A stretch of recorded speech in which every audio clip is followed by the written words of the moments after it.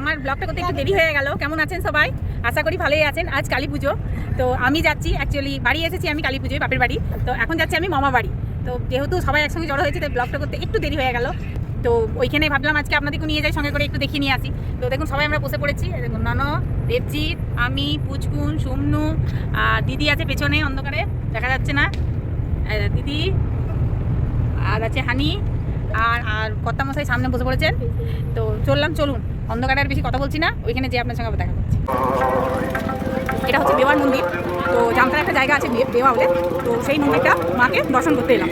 তো দেখতেই পাচ্ছেন খুব সুন্দর মন্দিরটা করেছে। সামনে একটা হাতি রেখেছে, একটা হরিণ রেখেছে, বেশ সুন্দর মন্দিরটা, খুব ভালো লাগছে।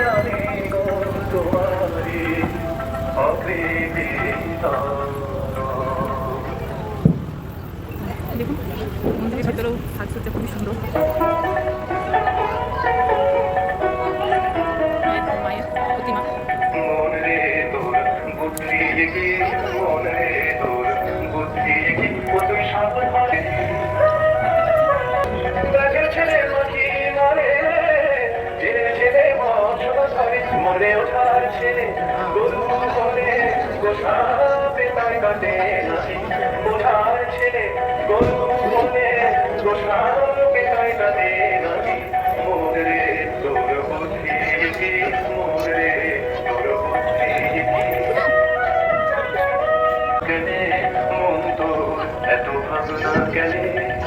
এইটি হচ্ছে আমার মামি, এত মন্দিরের ভিতরে ছিল এখন দিয়ে দিচ্ছে।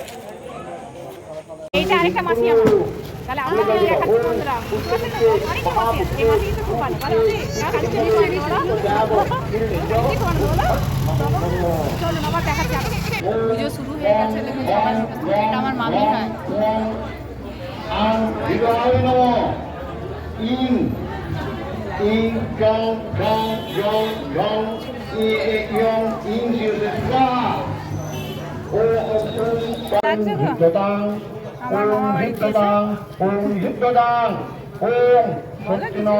ইন্দু বিদ্যুৎসভা সত্যিন মুখা বিশ্ববেদা সত্যিন পরিস্তনেমি সত্যিন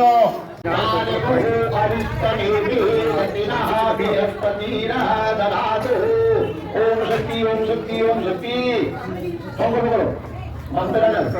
ওম ভক্তবেশীন মনোবলা পবিত্র ইদম শ্রীমৎ মহাকাল ভৈরব বৈদ্য ওম বিষ্ণু নম বৈদ্য কালী মাসানাম মাসে দুরেশ্বরে মাসে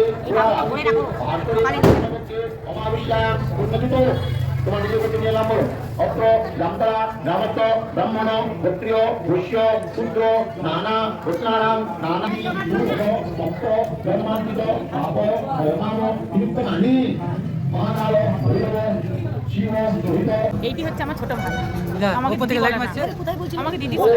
আমার থেকে ছোট, আমার থেকে ছোট, কিন্তু আমার দিদি বলে না।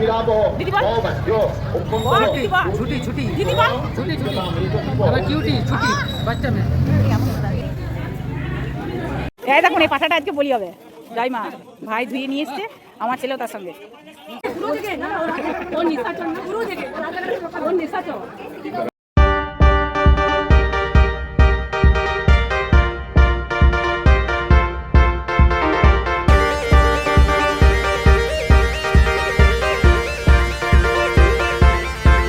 তো এই ছিল আমার কালী পূজার একটা ছোট্ট করে যে মানে ভিডিও করেছি, যেটা ছোট্ট করে।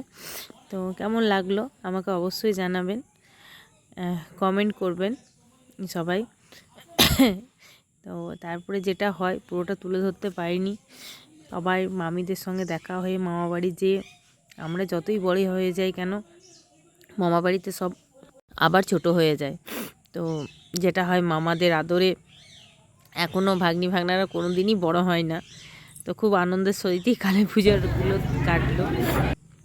দাদুদের সঙ্গে ছবি তোলা হয়েছে, মামাদের সাথে ছবি তোলা হয়েছে, তারপরে মামিদের সঙ্গে ছবি তুলতে, কথা বলতে, গল্প করতে কি করে যে কালী পুজোর সময়টা কেটে গেল দুটো দিন বোঝাই গেল না।